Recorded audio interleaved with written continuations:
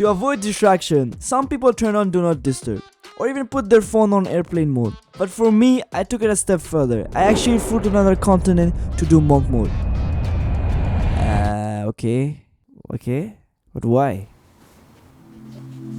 I felt stuck in a routine that seemed never ending. Every day was a blur of waking up, diving into my phone notifications, getting lost in Instagram reels, attending classes at university, more social media scrolling, working on my side hustle, doing studies, and then back to the cycle.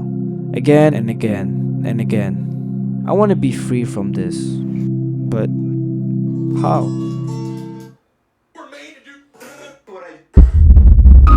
Monk mode. Monk mode. Monk mode. What is monk mode?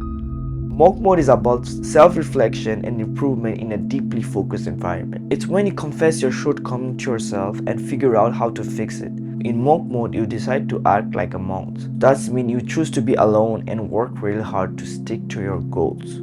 In this video, I'll tell you how I was able to do monk mode for 180 days while traveling in 6 different countries. Step 0. Self-reflection.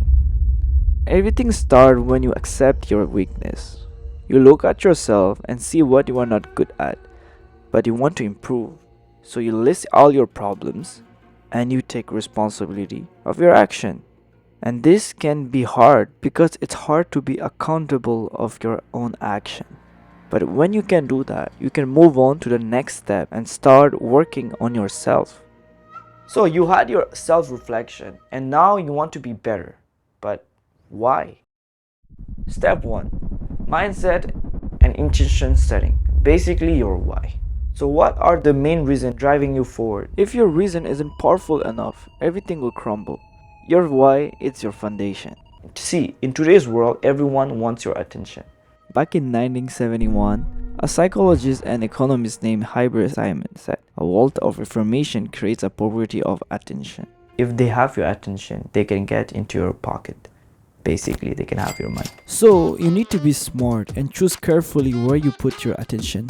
The algorithms are not your friend. They show you content based on what you have liked, shared, or looked at before. This keeps you interested and hooked to the platform forever. So I found that writing down my why helps me to stay in the right track. So here are some guidelines to write your why. Number 1. Connect to your why with emotion. Use vivid imagery and sensory details. Describe your feeling before starting monk mode. For example, I felt like I was drowning in a sea of emails and deadlines. My mind constantly buzzing with worries. Employ powerful verbs and adjectives. Instead of saying I was unhappy, say I felt trapped, suffocated, and disconnected. Focus on the why behind the what. Don't just tell what you did and give a list of it. Explain why it mattered to you. Second, articulate your why in a clear and concise way. Frame it as a clear statement of purpose, but don't forget to keep it short and memorable. Your why should be easy to remember and repeat, like a powerful mantra guiding your journey. So here is my why. I started monk mode to get out of the routine of my life, find my inner strength again, and set up a life where I feel productive and connected. It was a journey to take back my time, my wealth, and who I am. Now you have your reason to do it, but you need a plan to make it happen. So step 2. Rules, habit, and practice. I think of monk mode like a game. In the last step, we set our goal. But every game has rules, right? Same with monk mode. We have rules. But it's important for each person to adapt these rules accordingly their need. So feel free to make some changes in these rules. So let's start with the triangle rule. Your body, your mind, and your soul. Number 1. Body. Think of your body like a special place, like a temple. When you see your body like this, it helps you pay attention to how you take care of yourself. It makes you think about the choices you make and how they affect your health. So treat your body like a temple means being aware of yourself, being responsible of your actions, and being mindful of how you can stay healthy. So here's some steps. Avoid drug and junk food. What you eat and drink affects how you feel and behave. Even though caffeine isn't a hard drug, it can be addictive and negatively impact sleep, anxiety levels, and overall health. And junk food are often high in sugar, unhealthy fats, and artificial ingredients. They contribute to weight gain and chronic disease. It's better to eat healthy foods that give you energy and help you stay strong. Research shows a strong connection between diet and mood, with studies demonstrating that a healthy diet can improve mental health and reduce symptoms of depression and anxiety. Stay hydrated. Studies have found that even mild dehydration can negatively affect mood, cognitive performance, and physical function. Cleanliness and self-care. Good hygiene protects you from germs and infection, and it can be also a boost of self-esteem and confidence. Stay active. Regular physical activities has numerous benefits, including improved health, strong bones and muscles, weight management, and reduced risks of chronic disease. It also has positive effect on mental health, boosting mood and reducing stress and anxiety. Wake up early and get your dose of sunlight. Sunlight helps regulate your circadian rhythm, improves sleep qualities, and boosts vitamin D production. Number 2. Mind.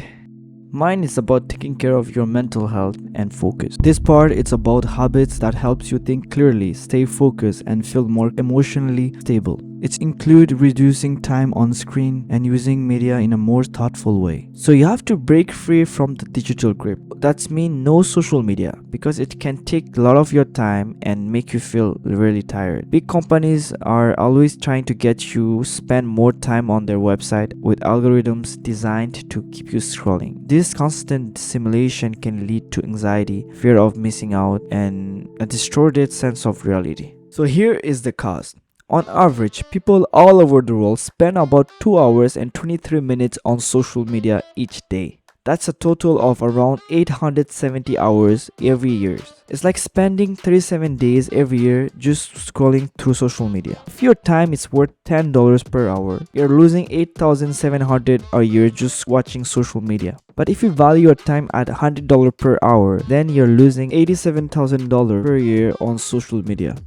Now you have to reclaim your focus. Constant interruptions shatter your concentration and disturb your workflow. Based on scientific studies, after you get interrupted by a notification, it takes about 20-30 minutes to get back to what you were doing before. Push notification can disturb your ability to focus, process information efficiently, and make accurate choices. We come now to mindful consumption. Basically, no binge watching TV shows, movies, and entertainment videos. Our attention is a valuable commodity, and companies are always trying to get our attention. By limiting our consumption, we take back control of our time and mental energy. Now we're gonna talk about the third point of the triangle, the soul. In this context, soul means the deeper, more thoughtful part of who you are. It includes your sense of self, spirituality, and feeling. The advice I will give you aims to take care of your soul by encouraging activities that bring inner peace, self-awareness, and personal growth. So number 1, embrace stillness and spirituality. Basically, meditate at least 10 minutes daily. Meditation helps reduce stress, anxiety, and depression while embracing focus, clarity, and emotional regulation. So number 2, practice delayed gratification. Resist instant gratification and focus on achieving your goal over time. Basically, focusing on long-term gain. This fosters your self-discipline and greater self-control. It's like training your brain to be strong and powerful so you can do anything you want over time. Number 3, reflect and connect with yourself. One of the best way to do this is journal once a week, at least once a week actually. Journaling helps you stay present, track your progress, and gain insight into your thoughts, emotions, and behaviors. So now you might be wondering why, even though I followed all these rules, I still found it hard to stay really focused, and why I didn't see the big improvement I was hoping for. Step 3. Why I couldn't stick with monk mode at first. After looking through my journal, I realized I missed something important. I was so focused on why and what, but I completely forgot about the where. The where isn't just about a physical place, it's about everything around you. Let me break it down. Your environment includes everything from where you practice monk mode to the people you are around. So for example, someone with kids has more challenging environment than someone who lives alone. It's really important to understand how much your environment matters. So for example, in my house, I was in my comfort zone. My mom took care of everything, food, clothes, and keeping my room clean. But living like that didn't push me to improve. Having everything done for me made me less disciplined. Also, I was distracted by my environment. Hanging out with friends, wasting time outside doing non-productive activities. Therefore, I decided to do monk mode in a completely different environment where I wouldn't be in my comfort zone. My daily routine will be automatically broken. I will have to face new challenges which will help me stop my bad habits. So here I am on the plane back home. I successfully did monk mode for more than 180 days. I traveled to Belgium, the Netherlands, Portugal, Spain, Italy, and Greece. I learned a lot on myself. I feel like I have more control of my life, and this monk mode journey was a success after all. Thank you for watching this video. If you enjoyed this video, make sure to like, subscribe, and hit the bell button to not miss any new videos. I'm gonna do this type of videos, and I'm actually experimenting new different ideas. That's it. See you soon.